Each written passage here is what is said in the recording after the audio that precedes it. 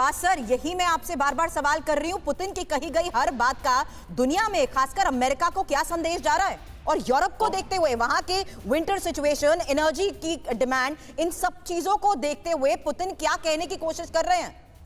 देखो, बिल्कुल सच्चाई यह है कि स्थिति बड़ी क्रिटिकल है रूस के लिए। हाँ। और जैसे अभी स्पेशल मिलिट्री ऑपरेशन था, वो सक्सेसफुल नहीं था। अभी इसने पार्शियल मिलिटराइजेशन, मतलब पार्शियल मोबिलाइजेशन, मतलब पूरे रिसोर्सेज अपने देश के जो हैं वो मोबिलाइज कर दिए हैं इस लड़ाई के लिए।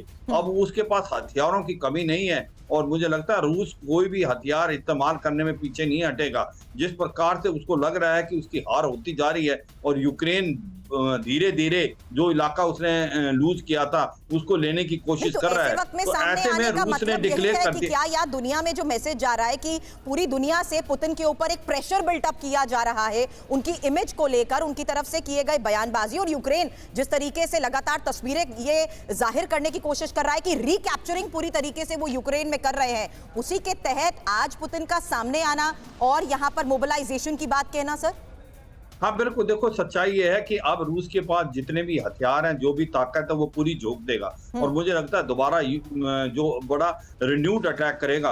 और अगर उसको लगा कि वो जीत नहीं हो पा रही तो वो न्यूक्लियर हथियार भी इस्तेमाल कर सकता है, क्योंकि अगर उसकी न्यूक्लियर हथियार की स्ट्रेटेजी देखें तो उसमें ये लिखा हुआ है कि नो फर्स्ट यूज वाला वर्ड नहीं है। अगर कन्वेंशनल वारफेयर में आपको सक्सेस नहीं मिल रही और आप न्यूक्लियर हथियार के इस्तेमाल करने से सक्सेस हासिल कर सकते हैं तो वो आप पीछे नहीं हटेंगे। तो मुझे लगता है रूस एक बड़ी क्लियर वार्निंग दे रहा है यूरोप को और अमेरिका को। एक तो सर्दियां आ रही हैं, गैस और ऑयल की वो कमी करेगा, वो इनकी जो बहुत मुश्किल करेगा यूरोप में। और दूसरा, वो हार नहीं ले सकता। अगर उसको लग रहा है कि यूक्रेन की फौज बढ़ती जा रही है तो वो किसी हद तक जा सकता है और अपने आप अभी जो पार्शियल मोबिलाइजेशन में आपकी अपनी जो असली, जो सबसे अच्छी उसकी फौज है उसका इस्तेमाल करेगा और सबसे ज्यादा अच्छे हथियार, भयानक हथियारों का इस्तेमाल करेगा।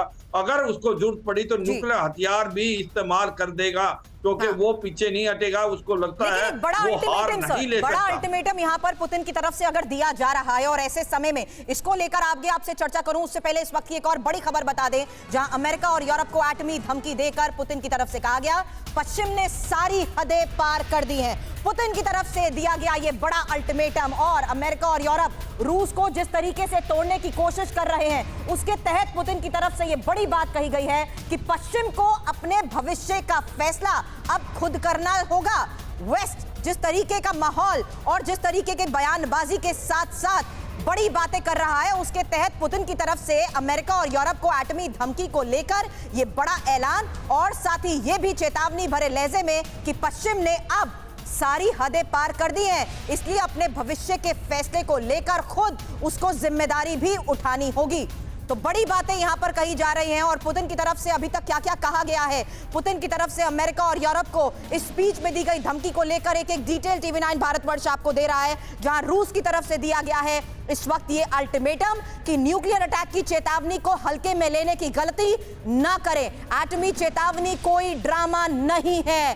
राष्ट्रपति पुतिन की तरफ से यह भी कह दिया गया कि अगर रूस के ऊपर किसी भी तरह का कोई भी खतरा आएगा तो उस हालात से निपटने के लिए रूस पूरी तरीके से है तैयार।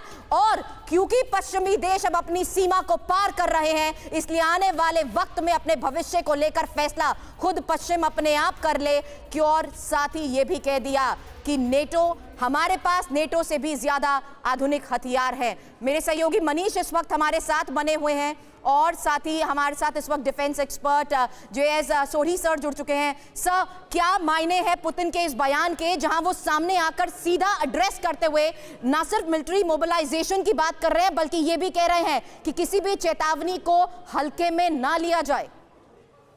जय हिंद सुरभि जी। ये मेरा सौभाग्य है कि मैं आपके न्यूज चैनल में हूं और विख्यात को पैनलिस्ट के साथ हूं। पुतिन का ये बयान बहुत ही अहम बयान है, क्योंकि हमें याद होगा जब 24 फरवरी को रूस ने यूक्रेन में हमला बोला तो 3 दिन के बाद 27 फरवरी सुबेरे रूस ने अपनी परमाणु सबमरीन पनडुब्बियों को बैरेंट सी से निकाल दिया था आर्कटिक महासागर के लिए। और उसी दिन रूस ने अपने सारे न्यूक्लियर वेपन्स को अलर्ट पे कर दिया था। अब चूंकि रूस यूक्रेन युद्ध में एक बैकफुट में आ चुका है, जगह जगह पे उसकी सेना को यूक्रेन की सेना काफी मुंह तोड़ जवाबी हमले दे रही है, जिसकी वजह से जगह जगह पे रूसी सेना को अपने मोर्चे खाली करने पड़ रहे हैं, ये अब पुतिन की ये आखिरी दाव है, क्योंकि पुतिन अब जानते हैं कि अगर उन्होंने रूस यूक्रेन युद्ध जीतना है तो वो सिर्फ अब परमाणु हथियार के इस्तेमाल से जीत पुतिन का यहाँ पर अमेरिका के साथ साथ यूरोप को चेतावनी देना पूरे यूरोप की कैसे रक्षा करेगा अमेरिका, ये बड़ा सवाल है। बिल्कुल, क्योंकि रूस के पास, जैसे आपने अभी कुछ देर पहले बताया, रूस के पास सबसे ज्यादा परमाणु हथियार हैं और यही कारण है कि अब तक अमेरिका और नाटो देशों ने अपने सैनिक शक्ति को यूक्रेन की धरती पे नहीं उतारा है, सिर्फ क्योंकि वो रूस के परमाणु हथियारों के डर से पीछे रह चुके हैं अपने सैनिक भेजने से। लेकिन अब क्योंकि जैसे मैं आपको बता रहा था कि रूस देख रहा है कि ये यूक्रेन जंग वो हारते हुए है और हारने की कगार पे है, अब वो कोई ऐसा डेस्परेट अटेम्प्ट करेगा जैसे दूसरे विश्व युद्ध में हुआ था, जब अमेरिका ने देखा कि जापान हावी हो रहा है तो अमेरिका ने परमाणु हथियार इस्तेमाल किए, जिसकी वजह से दूसरा विश्व युद्ध तुरंत समाप्त हो गया था। ये डेस्परेट अटेम्प्ट ही आप कह रहे हैं सर, क्योंकि ये समझना भी बहुत जरूरी है कि आखिर अगर पुतिन पार्शियल मोबिलाइजेशन की बात कह रहे हैं तो उसका मतलब क्या है, मायने क्या है? सुरभि जी, अब तक पुतिन कह रहे थे कि ये लड़ाई नहीं, ये स्पेशल मिलिट्री ऑपरेशन है, इसलिए उन्होंने इसमें अपनी वायुसेना का इस्तेमाल भी नहीं किया। लेकिन अब पार्शियल मोबिलाइजेशन का मतलब है कि सेना की एक अहम पोर्शन को मोबिलाइज किया जाएगा, पूरी सेना मोबिलाइज नहीं होगी, सिर्फ सेना का एक हिस्सा मोबिलाइज होगा जो कि यूक्रेन युद्ध में जाएगा। ये एक लड़ाई से कम नहीं, लड़ाई तो 24 फरवरी वाली भी लड़ाई से कम नहीं था।